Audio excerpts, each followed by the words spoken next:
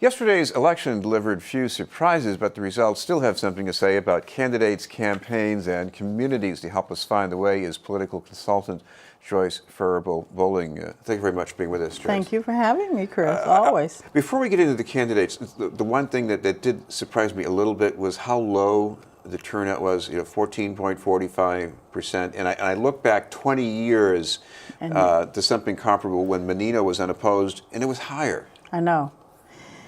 I'm not sure what it is. Some say that maybe people are, kind of satisfied, so they're, disincentivized about going to the polls. I say there's just no excuse for it. And I'm not just saying that because, I pride myself on being a super voter. But I just kind of think that, we need to show and express ourselves through the vote. And I don't know how many different ways that you can say it.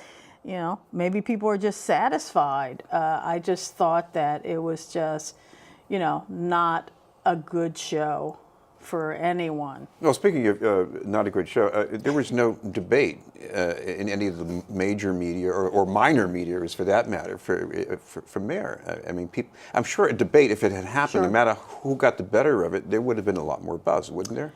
I think so. But let me just say this about our dear friends in the media, with all due respect, and that is, you come out with a poll, and the poll is like 2 months before the election.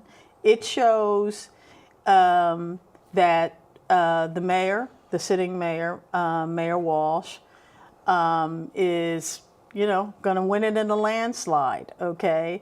Why come out? I mean, you already said it's done, okay? And it's insurmountable for a challenger once you see that the mayor is going to get, 50, 60%. There's a lot of things that are, they sort of disinvest people that we've got to kind of look at again so that we can figure out ways to get more people invested in coming out and practicing their civic duty. And I don't have the answer to it, really. In the race for mayor, is this mainly about the Walsh organization working effectively, or do you think that Tito Jackson either didn't have the organization or he didn't have the strategy to make it work? I think that people are satisfied with Marty Walsh. I think that, I think he's shouldered quite a bit coming in after a mayor who's been there for like 24 years. Folks didn't have much of a what could he do? But he did step up. I mean, he didn't do, groundbreaking kinds of things, but he put some foundations, in place to build on. Whether it was, and also around issues that, frankly, Tito was championing, but had not really done things that you could point to say, well, he's done this, etc. If you wanted to compare the Mel King, because I know that Tito is, he is now the second person of color to be in the final election. But if you compared it to the last person, and that's Mel King, with all due respect to Tito, there's no comparison. Mel not only advocated, but he actually did some things that people could point to. I would suggest that going forward, Tito has to show his plans. It cannot just be, well, he's not doing this and he's not doing that. But what is your plan? I think that's the only way he's going to really get some traction going into the final. Well, another crucial difference between Tito and Mel King is that King was the finalist in 1983. It was an open seat for mayor, and in the preliminary, there were all these white candidates splitting the vote. I know. So it's about numbers. It's also about strategy. And it's about also, saying what you've done and having people believe in what you've done enough to, support you, enough to want to come out to vote for you. And I think that, it happened with Charlotte Golar Ritchie when she ran. Now, she just missed being in the the final, but people did come out. It was a race. I know you looked them all up and you saw that the turnout was a lot. Well, I don't know if it was a lot. It was certainly a few percentage points higher when she ran. So it is the candidate. It is the candidate. I just spoke to somebody on the phone. They said, well, Obama. And I said, well, you know, he was a motivator. You have to motivate, too. You know, people, you know, are motivated by, you know, what you'll do for them. They're also, you know, motivated. I mean, Tito is a guy from out of the community who has done well. As a district councilor, to be fair, there's not a whole lot that he could do.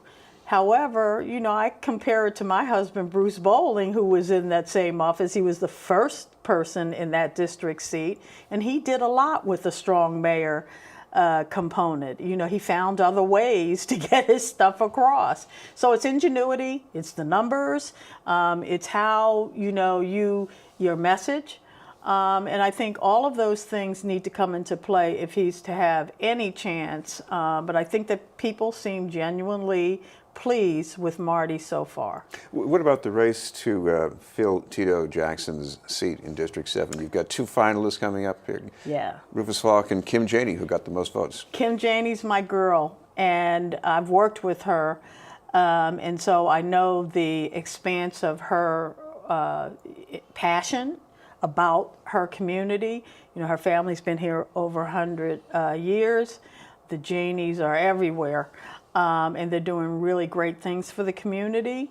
I think that, and I want to say this, that, you know, black girls rule, because in this race, in 7, you know, you had 3 women up in the top.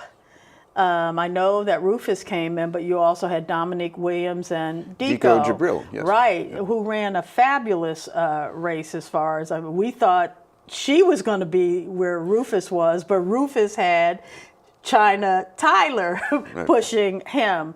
And, you know, it's exciting because in the district and all throughout the Commonwealth, frankly, we have a possibility of having the first African-American woman mayor in Framingham.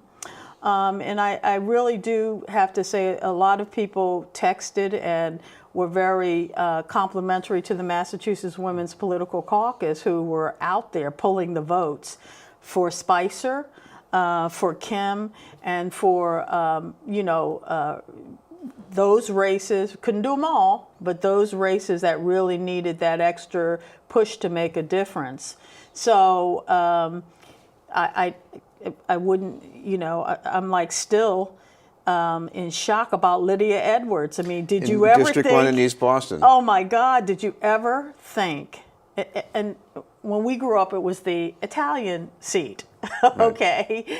And so here she takes Charlestown and she takes East Boston, and she comes in, what, 55 votes below Stephen Passacantillo. Yeah. So, you know, I think that for black women in particular, I was very proud. I mean, at 10 o'clock last night, I texted the caucus and I said, you know, people were texting me saying our girls were on the phone and they were pulling and, you know, helping, et cetera, all across the city. And they really focused on those races that could make a difference, because if Kim is elected, which I believe she will be, that will be 5 women in the council, which is a great block. If Lydia comes in, it's 6, and that's even a greater block. And it's a control thing in terms of, you know, how best to express the work that needs to be done in the city.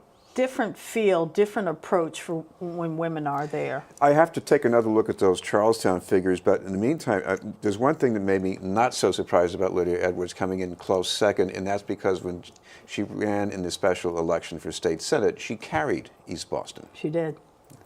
And of course, we have one more district, District 2, South Boston, South End, Chinatown, Leather District. That looks like it's not so close.